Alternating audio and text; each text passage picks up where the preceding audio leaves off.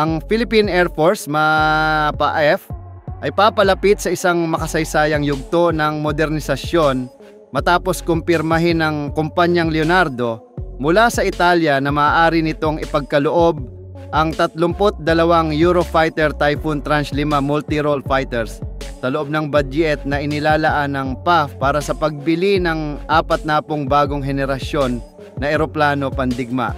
Ang alok na ito, kung tatanggapin, ay maaaring mag-angat sa Pilipinas bilang isa sa mga pinakamakapangyarihang puwersa panghimpapawid sa Timog Silangang Asya at magbibigay ng kakayahang hindi pa nararanasan ng bansa sa kasaysayan nito.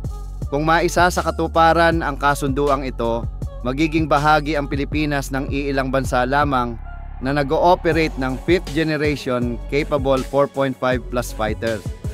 Higit pa rito, ito ang magiging malaking hakbang patungo sa matagal ng layunin ng bansa na magkaroon ng credible defense posture at masiguro na ang kalangitan ng kapuluan ay binabantayan ng isa sa pinakamakabagong fighter jet sa mundo. Ang proyektong ito, kung maisa sa katuparan, ay maaaring maituring bilang pinakamalaking pagtalon ng Pilipinas tungo sa pagiging isang modernong puwersa militar sa kasaysayan ng Armed Forces of the Philippines. Hindi tulad ng mga nakaraang programa ng pagbili na madalas may limitadong armas o nakabawas na kakayahan, dala ng alok ng Leonardo ang kumpletong pakete ng sandata. Kabilang dito ang MBDA Meteor, ang pinaka-advanced na beyond visual range missile na kayang sumagupa ng target lampas 200 kilometro. Ang ASRAM, isang highly agile missile para sa malapitan at mabilisang labanan. Ang Brimstone, isang precision-guided air-to-surface weapon laban sa mga nakabaluti at gumagalaw na target.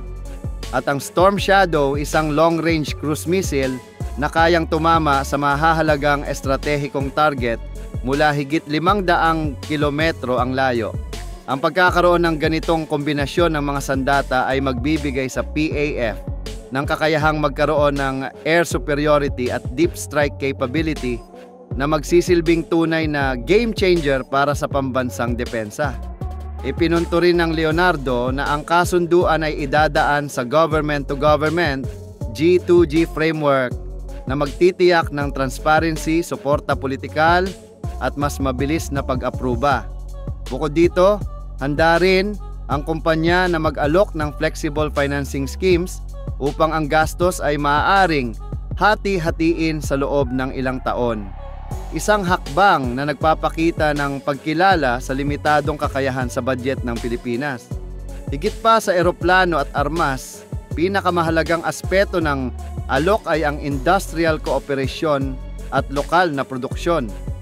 Kung matutuloy, magkakaroon ng pasilidad sa Pilipinas para sa paggawa ng mga bahagi ng Typhoon na agad magtataas sa bansa bilang bahagi ng pandaigdigang supply chain ng aerospace. Ito ang magiging unang Eurofighter supply hub sa Asia Pacific na makakasuporta hindi lamang sa sariling fleet ng Pilipinas kundi pati sa mga Typhoon operators mula Europa na dideploy sa rehiyon.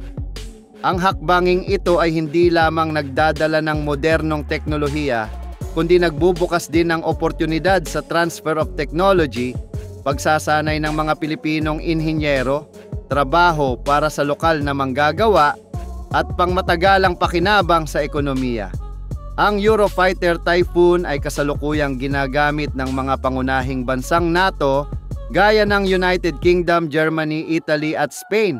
Ito ay napatunayan na sa operasyon at patuloy na ina-upgrade upang manatiling moderno at epektibo.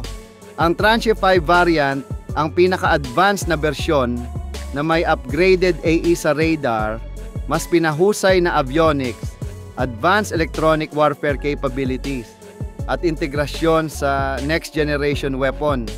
Isang fighter na inaasahang magiging relevant at nakamamatay sa loob ng mga darating na dekada.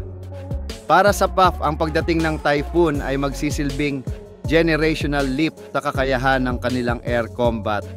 Mula sa pagiging reliant sa F-5 Freedom Fighter at mga second-hand na eroplano mahigit isang dekada lang ang nakalipas, ang pagkakaroon ng Typhoon Tranche 5 na may meteor at storm shadow ay magdadala sa Pilipinas sa parehong antas ng mas establisadong puwersa panghimpapawid sa rehiyon.